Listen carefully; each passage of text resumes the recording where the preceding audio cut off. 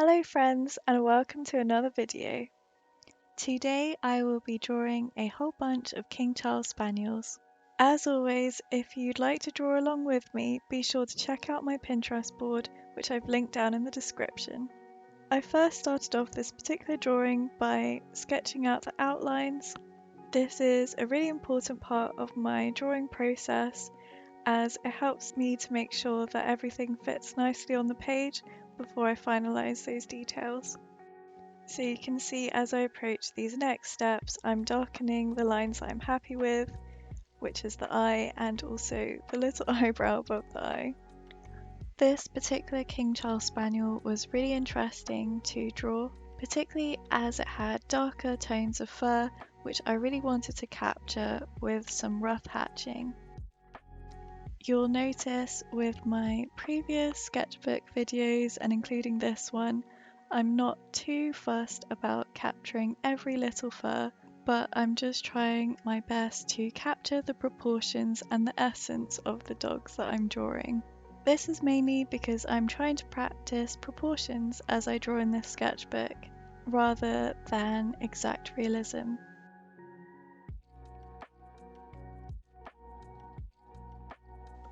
Although reflecting back on this piece, I think it could have been improved if I paid attention to where my pencil was hatching in terms of the direction of hatching. In an ideal scenario, I should have been shading in the direction of the fur. So the first King Charles Spaniel I drew was in a little puppy dog eyes mode.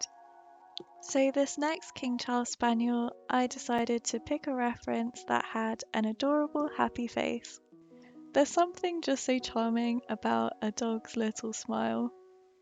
And if you haven't seen my last video of a corgi painting, then be sure to check that out as that corgi had an adorable smile too, and I think you guys really enjoyed that sort of image. So I thought capturing another little smiling puppy wouldn't go amiss.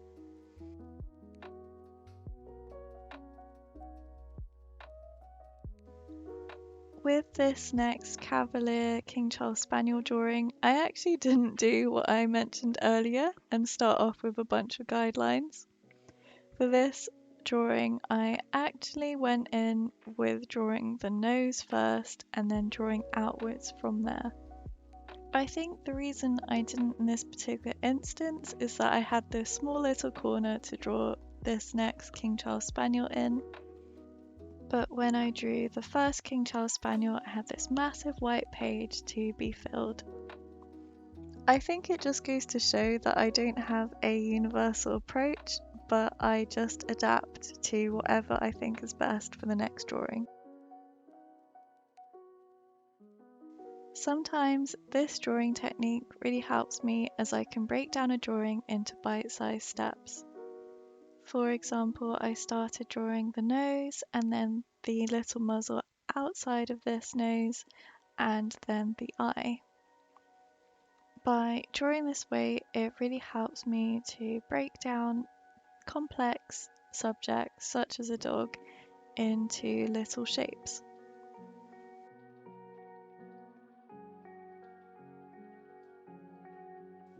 Next up, I decided to draw a side profile of a King Charles Spaniel. For my first two references, I used King Charles Spaniels that had darker tones. So for this next King Charles Spaniel, I decided to go with the classic white and tanny orange coloured King Charles Spaniel. This was mainly because I wanted to try and practice just my line work and to do a little bit less hatching to give a good contrast. So I started off with some guidelines, but also using the shape technique which I mentioned before, where I've digested the drawing into little shapes relative to the last shape. I just thought the angle of this particular King Charles Spaniel was really interesting as it's sort of a 3/4 view, not quite a side profile like I mentioned earlier, but this little dog looks like it's looking longingly into the distance. I was overall much happier with the outcome of this particular piece, I think, as I didn't use too many lines to draw it. Next up, I thought for the last little King Charles Spaniel I draw would be a more zoomed out version. I was searching the internet for quite a long time trying to find a funny reference, and this was the closest I could get. It was a King Charles Spaniel that is mid-running, so his ears are flying up in the air, and I thought it would be quite interesting to try and draw an action shot. I wouldn't say this is my best drawing, but it did really challenge me to draw something that I wouldn't normally, as I normally do close-up headshots. But it can be really challenging to get details when you're drawing this small. I finally finished up by giving some context by drawing some grass tufts. If you've enjoyed this video, be sure to let me know, and if you've enjoyed this video, be sure to check out these ones.